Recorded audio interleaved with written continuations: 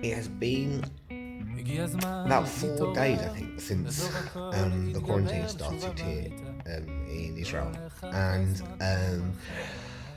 probably coming up to like, I don't know, 10 days since the lockdown, sort of the sort of first lockdown.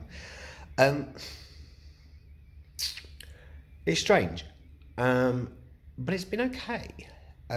I've been kind of lucky. I've kind of met someone, and we've been kind of quarantine buddies, I suppose you could call us. And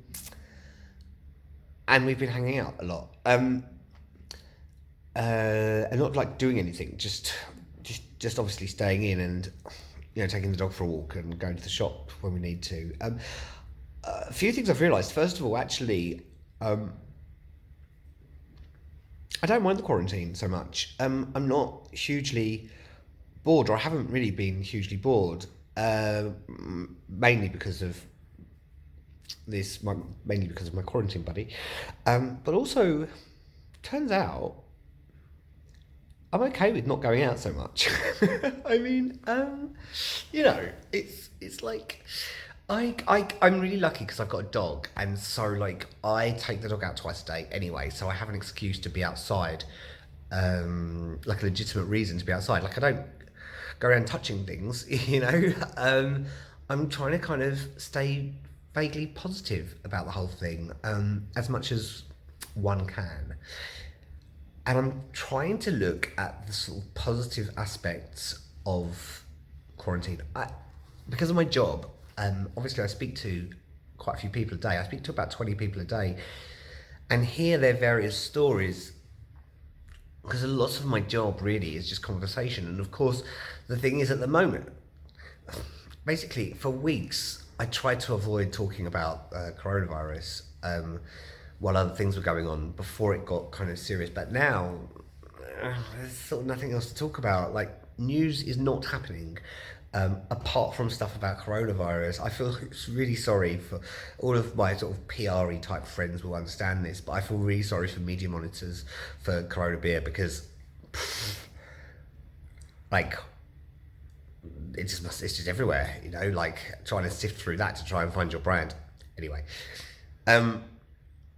but that aside, I'm trying to look for sort of the beautiful things and the good aspects. It's kind of vaguely nice to unplug a little bit, and not be able to sort of go out for those drinks and just hang out at home and get to know each other. That's been really nice.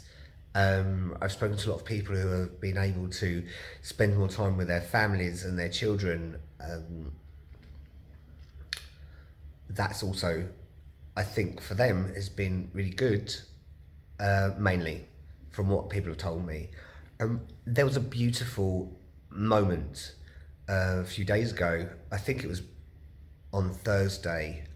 I didn't know what was going on, actually.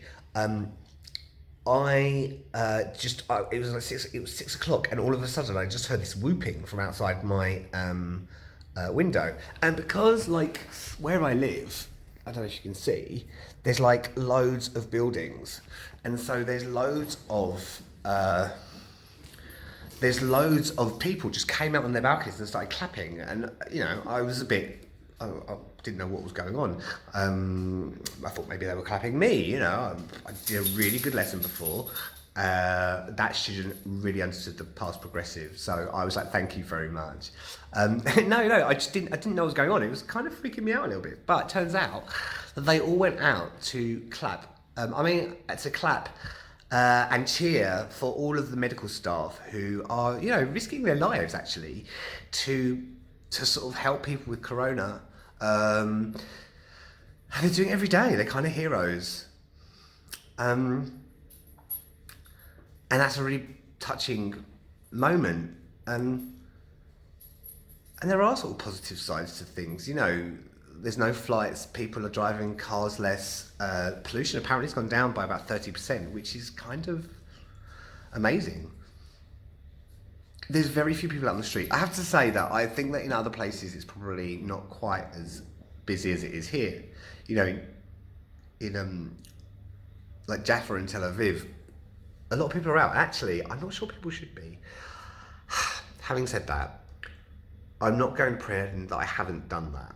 I do take the dog out for a walk twice a day, but yesterday I did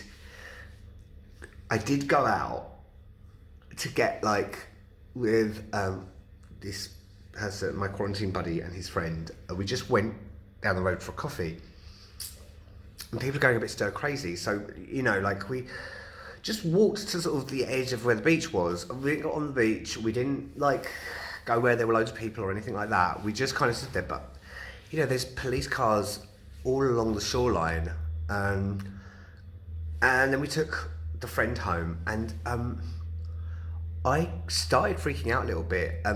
Part guilt, I think, and part not wanting to get stopped by the police for being out when we shouldn't be. We weren't doing anything extravagant. We were just taking someone home so they could get home. And it freaked me out. I didn't like it. I felt bad, and I felt like I was doing something terrible. And yeah, I totally freaked out. I didn't feel comfortable until I got home.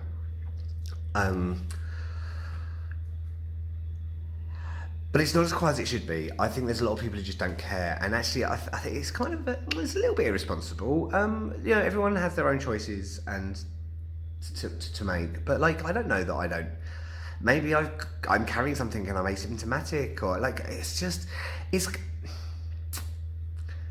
yeah, I'm trying to be positive. It's kind of exhausting because it's just everything that anyone talks about, and I've started to notice it more because now the UK has started to get stricter on things, and are becoming a bit more like how Israel are being here, and what we're doing. Suddenly, social media and stuff is all everyone's talking about, and there's jokes going around, which is good, I think, because I think humour is always important in these sorts of situations. But it's just constant, like this video that I'm making. It's just constant, and the last few videos, all I'm talking about is coronavirus, because that's all that is consuming everyone's lives,